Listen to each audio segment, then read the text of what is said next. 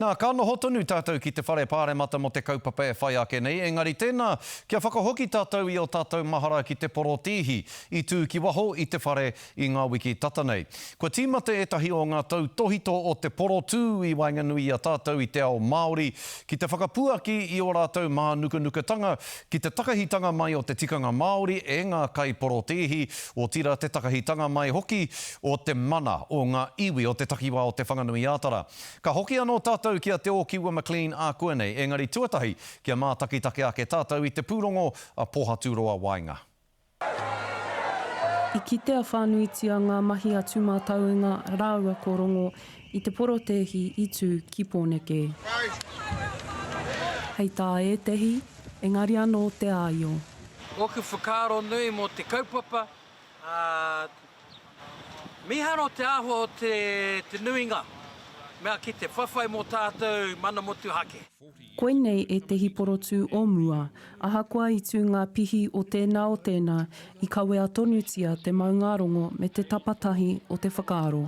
Mahana wā, ko haere tau ki te whare pāramata, nā tamotua, te matakite o Aotearoa, te rau, te roku, whai kore mahi, o nā rawe kore, mana, ia ngā tau, te tau, te whitu te kau. Ki e tehi heringa whero tēnei e whakamiramira nei i ngā take nui o te ao Māori. E whakatauira ana i ngā mātāpono me ngā wāriu o kui o Koromā. He taku tikanga, taku pono, taku ngākau mo te kaupapa, kei roto i ahau. Ta tuha, whakamutina. Ko huama. He kanohi ki te a tameiti ki ngā kaupapa Māori no mai anō. Me te aha, kua ki a rāua tahi he kūpapa. Koe nei a rāua whakamahuki mo taua kupurā. Kare noi ia mō tērā.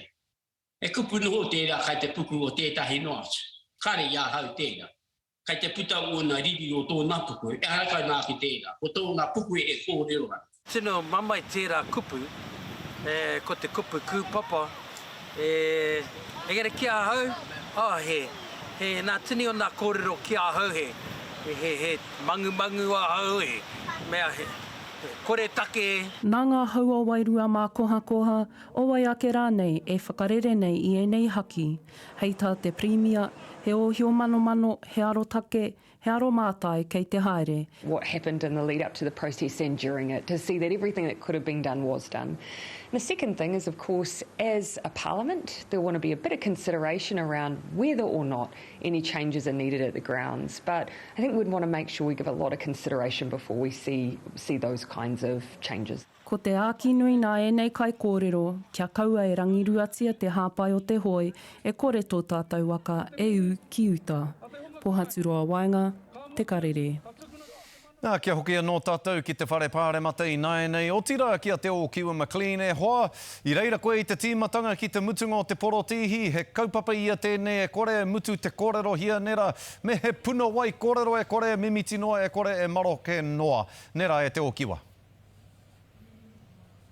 Tika tonu tērā e skori aha kua au katia te porotū, ko ati nei a te muranga o te ahiki pāremata nei, e rongo tonu ana, e mau tonu ana i ngā pānga kino ki te whenua, ki te moana, tai hoki ki te tangata rā, ki te hunga noho, a ki te whanganui ātara nei.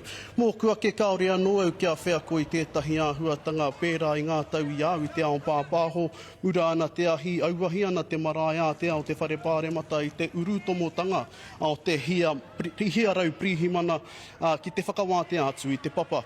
He oi roto noi hoi ngā meneti e rima i tai te porote hiki weri ki mō rea anō hoki, whakakite anuiti ana te wairua whakatumatuma i ngā taha e rua arā i ngā prihimana me ngā kai porotehi anō hoki.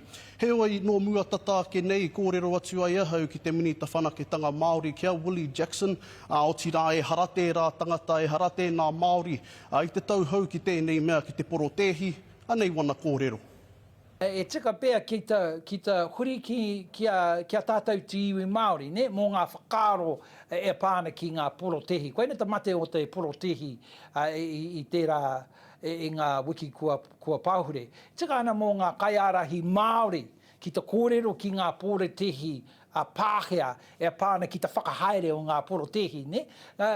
Maha ngā rangatire i roti tēnei mahi hone, Mike Smith, tā me kai te tino mohi o rātou ki te whakahaere ngā porotehi. Ne? Engari, kia hau he mau taime e tahi o ngā kōrero, ne? I ngā wiki kua hipa atu nei. Kāre mohi o mātou ko wai ngā kaiarahi, kāre mohi o mātou he hata tino rautaki, ne? He maha ngā kaupapa.